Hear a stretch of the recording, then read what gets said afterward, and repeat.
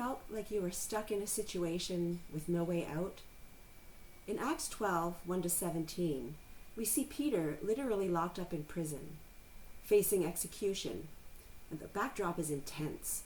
King Herod is on a power trip and he's persecuting the church. And it looks like there's no way out.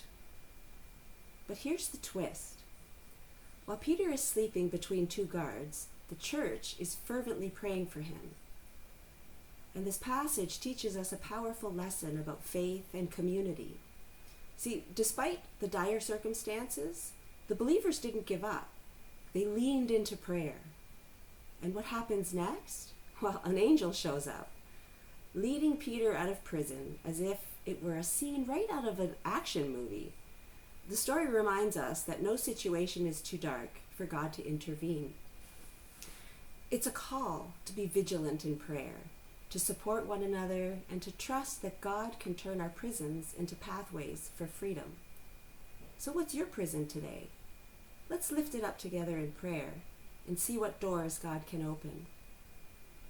And in the same narrative, we discover Rhoda, the other believers, waiting anxiously for Peter's fate. When Peter is miraculously freed and knocks on the door, it's Rhoda who recognizes his voice with a mix of disbelief and joy.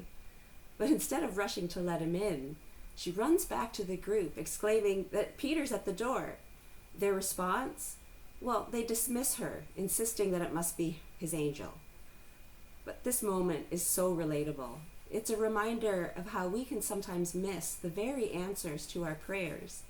See, in the midst of their fervent prayers for Peter's release, they struggled to believe that God had actually acted on their behalf. Their faith was strong in the asking, but weak in expectation. This teaches us a vital lesson about the nature of faith. It's not just about asking, but it's also about being open to how God might respond.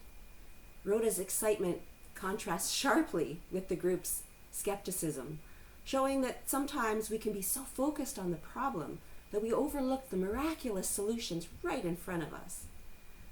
So as believers, we're called to cultivate a faith that anticipates God's movement, even when it seems impossible. Just like Rhoda, we need to be attentive and ready to recognize God's work, even if it comes in unexpected ways. Let's pray for eyes to see and hearts open to embrace the miracles that God is unfolding in our lives and in our communities. What doors might God be knocking on in your life today? Let's not miss the chance to respond. And that's pretty much it. Have a blessed day.